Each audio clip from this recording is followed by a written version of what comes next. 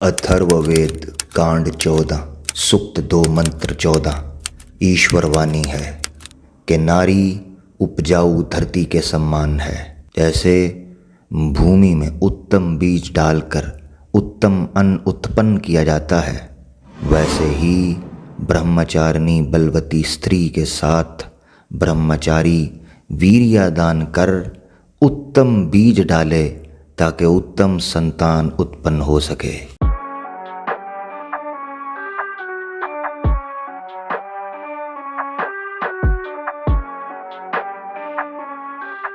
मैं हूं आमिर हक और आप सुन रहे हैं आवाज़ हक। दोस्तों, मैसेजेस में, ईमेल्स में और कमेंट्स में मुझे कुछ दोस्तों ने इन्फॉर्म किया कि वही घिसा पिटा पुराना गोबर नया पैकेट हिंदुत्व का चूं चूं का मुरब्बा दोबारा किसी मूवी के ऊपर ब्लैक मनी लगाकर वाइट करने की कोशिश की जा रही है। दिक्कत सिर्फ ये है दोस्तों कि कुत्ते की दुम तो टेढ़ी ही रहेगी। ये ना कोई आखिरी मूवी है ना कोई पहली। मेन मकसद यहाँ ये है कि जहाँ मुसलमानों को, अपनी ऑडियंस को अवेयर किया जाए, वहीं हम जो प्योर हार्ट या सिंसियर लोग हैं सनातन धर्म के अंदर, उनको समझाने का, समझने का प्रयास करते चले जाएंगे, क्योंकि हमें उनसे अच्छे की उम्मीद भी बहरहाल है। मूवी का नाम शुरू में हम दो हमारे 12 था, मगर थोड़ी सी कंट्रोवर्सी के बाद इसका नाम हमारे 12 रख दिया गया, जिसका वीडियो के आखिर में 12 बजाकर जवाब हम इनको ज़रूर देंगे। टीज़र ओपन होता है। ओपनिंग सीन में सूरह बकरा की आयत नंबर 223 पेश की जाती है और अब मशहूर ज़माना सो कॉल्ड घड़ा हुआ एतराज़ पेश किया जाता है कि कुरान में औरत को खेती कहा गया है। खेती। अब अकल के अंधे अपने धर्म के बारे में पढ़े नहीं, वगरना यह जानते कि अथर्ववेद में नारी की तुलना खेत से ही की गई है। इसी तरह महर्षि मनु जी ने स्त्री की तुलना खेत और भूमि से की है। अब सवाल यह है कि क्या ये अपने खेतों में खेती बाड़ी नहीं करते?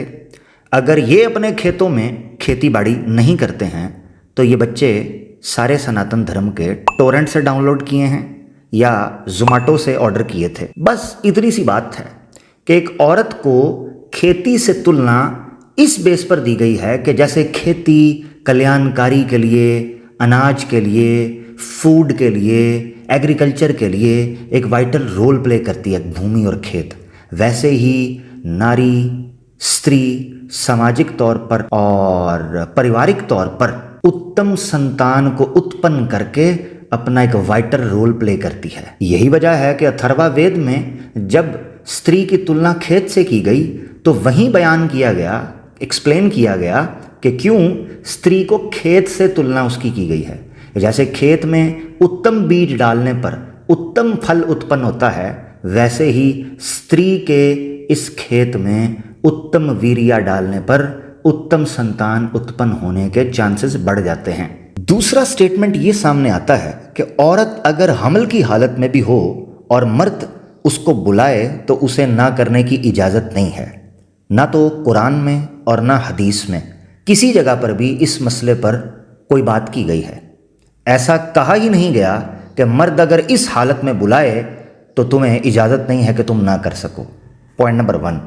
दूसरी चीज़ ये है कि इस पर उलमाए दीन के फतावा मौजूद हैं कि अगर कोई मेडिकल इशू हो, जेन्युइन रीज़न हो, तो दोनों रजामंदी के साथ इस सारे लंबे अरसे के अंदर जितनी देर में वो गर्भवती रहेगी ब्रेक ले सकते हैं सेक्सुअल इंटरकोर्स से। तीसरी चीज़, इस सारे समय में अगर औरत अपने मर्द को ना बोलती है, ऐसी सूरत में भी इस्लामिक लॉ के मुताबिक पति अपनी पत्नी के ऊपर हाथ नहीं उठा सकता। कुरान ने उसको बिल्कुल भी इजाज़त नहीं दी, हदीस ने उसको बिल्कुल भी इस चीज़ के ऊपर इजाज़त नहीं दी है। वेयर एज सनातन धर्म के अंदर, बृहद आर्यन का उपनिषद के अंदर, अगर मर्द औरत को संभोग के लिए बुलाता है और वो औरत किसी सूरत भी नहीं मानती तो मर्द लाठी से और हाथ से उसकी ठुकाई और पिटाई कर सकता है, यहाँ तक कि उसके साथ बलात्कार कर दे या उसको रजामंदी के साथ उसके साथ संभोग करे। ऐसा इनके शास्त्रों में लिखा है। तीसरा पॉइंट, औरत सिर्फ और सिर्फ अपने शौहर की फर्माबरदारी के लिए पैदा की गई है। पूरे कुरान में और पूरी अहादीस के ज़ख़ीरे में जिसमें यह इशारा मिलता हो कि औरत को खावंद की फरमाबरदारी के लिए पैदा किया गया है। वेरी इंपॉर्टेंट पॉइंट, पैदा किया गया है। कुरान में साफ तौर पर कहा गया है सूरह ज़ारियात के अंदर कि जिन्नो इंस की तख्लीक का वाहिद मकसद अपने ईश्वर के आज्ञा और उपदेश का और उसके धर्म का पालन करना था। ये तो था इस्लाम का मौक़िफ़। अब जानते हैं सनातन धर्म में। सनातन धर्म में बृहद आर्यन का उपनिषद में लिखा है कि प्रजापति यानी कि ब्रह्मा ने औरत की उत्पत्ति केवल इस कारण की थी कि मर्द का वीर्या टिप टिप बरसा टपका वीर्या, उसके लिए कोई जगह नहीं मिल रही थी, कोई बाउल, कोई ग्लास, कोई कप नहीं मिल रहा था। तो प्रजापति ने औरत को उत्पन्न किया ताकि वहाँ पर मर्द का वीर्या स्टोर किया जा सके। ये है औरत की उत्पत्ति का कारण सनातन धर्म में। चौथा पॉइंट, अल्लाह रब्बुल इज़्ज़त की तरफ से मर्द इस दुनिया को सबसे बड़ा तोहफा है। पूरे कुरान के अंदर, पूरी अहदीस के ज़ख़ीरे के अंदर कोई ऐसी चीज़ और प्रमाण आपको नहीं मिलता जिसमें सिर्फ मर्द को अल्लाह रब्बुल इज़्ज़त का तोहफा कहा गया हो। कहीं भी नहीं है। बल्कि जब कभी क्रिएशन और तख्लीक के एतबार से इम्पोर्टेंस बयान की गई तो दोनों को एक जगह पर रखकर इंसान को मुखातिब किया गया। लक़द ख़लक़नल इंसान फ़ी अहसनि तक़वीम वलक़द कर्रमना बनी आदम। कभी भी औरत को मर्द से अलहदा कर कर मर्द को इस एतबार से फजीलत नहीं दी गई कि वो अपनी नेचर में मेल है, इसलिए नहीं। कुरान में जिन जगहों पर मेल को फजीलत दी गई है वो उसके कर्म और उसकी ड्यूटी और उसकी रिस्पॉन्सिबिलिटी की वजह से है, ना कि उसके मेल होने की वजह से। जबकि सनातन धर्म में महापापों का होलसेल भंडार स्त्री को इसलिए कहा गया है कि वो यूनियों से गुजरकर स्त्री पैदा हुई है। पांचवा पॉइंट, शोहर मजाजी खुदा होता है और मजाजी खुदा की नाफरमानी कुफर है और कुफर की सज़ा मौत। ये दोनों एंड्स बिल्कुल गलत हैं अपनी बेस के अंदर। ना तो हर कुफर की सज़ा मौत है, वरना हर काफिर की सज़ा मौत होती, जबकि कितने ही काफिर हैं जो इस्लाम में ज़िंदा रहे, तारीख़ गवाह है। और दूसरा एंड कि शोहर मजाजी खुदा होता है, पूरे कुरान और हदीस के ज़ख़ीरे में कहीं ये टर्म मर्द के लिए यूज़ नहीं हुई। अल्हम्दुलिल्लाह, इस्लाम वो वाहिद दीन है, तमाम अदयान बातिला में एक वाहिद हक दीन है कि जिसका ईश्वर अल्लाह खुदा माबूद सिर्फ एक है, वही हकीकी है। कोई मजाजी नाम का खुदा माबूद इलाह छोटे मोटे इधर उधर के कोई भी हैसियत और कोई औकात और कोई उनकी हकीकत नहीं है। लिहाजा ये पूरे का पूरा मफरूज़ा कि मजाजी खुदा, फिर उसकी नाफरमानी, वो कुफर और कुफर की सज़ा मौत, ये सारे का सारा कोलैप्स कर जाता है जब दोनों एंड की बेस खड़ी ही नहीं होती। ये तो था इस्लाम का। अब आ जाए देख लें सनातन धर्म का। सनातन धर्म में पति को औरत का देवता कहा गया है।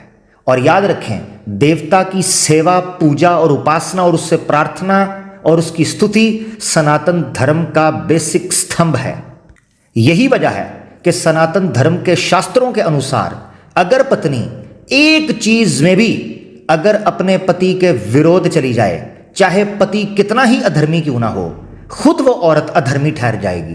क्योंकि एक सनातन धर्म के अनुसार स्त्री का सनातन धर्म धार्मिक कर्तव्य है ही यही कि वो हर हाल में अपने पति की आज्ञा और उपदेश का पालन करेगी, तभी वो मोक्ष और स्वर्ग को प्राप्त हो सकती है। वरना सनातन धर्म के अनुसार वो नरक में हजारों वर्षों तक जलती रहेगी।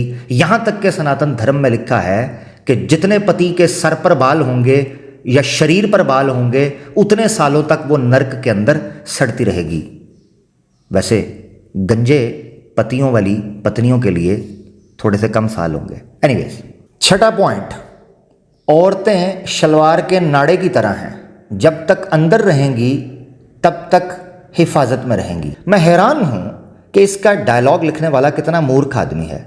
भला इससे पूछो कि अगर शलवार का नाड़ा ही निकाल दिया जाए तो तुम्हारे तो पिछवाड़े नंगे हो जाएंगे। तो नाड़े से ज़्यादा अहम और क्या चीज़ हो सकती है इज़्ज़त को बचाने के लिए? ये डायलॉग औरत की तजलील के लिए लिखा था या औरत की अहमियत बताने के लिए? कुरान और सुन्नत इसका कोई ताल्लुक नहीं है। हाँ, सनातन धर्म के अंदर चूंकि लुंगी का रवाज है तो वो तो हवा चलने से भी उड़ जाती है, चाहे आप कवारे हों या शादीशुदा। हमारे 12 का भी जवाब दिए देते हैं। नंबर 1, इस्लाम में किसी जगह पर भी ये नहीं लिखा कि आपको 12 बच्चे पैदा करने हैं, 10 करने हैं, 9 करने हैं, 8 करने हैं।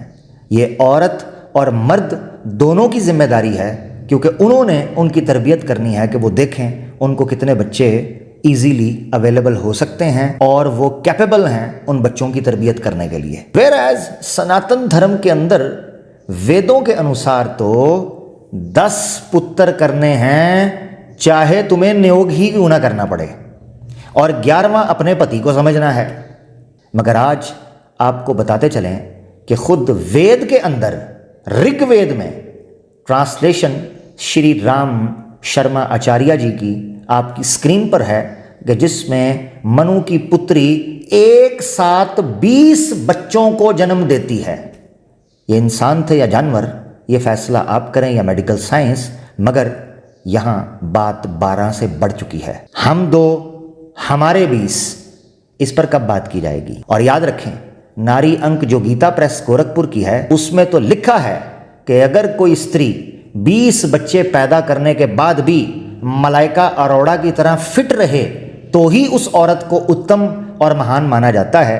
वरना ये खोखली किस्म की जो औरतें सनातन धर्म में दिखाई देती हैं, साड़ियाँ पहनकर बेचारी मोटी गोल गुलाटी, इस तरह की औरतों की वर्थ और वैल्यू सनातनी मर्दों की नज़र में गिर जाती है। हम 2 हमारे 20, इस पर क्या कहिएगा?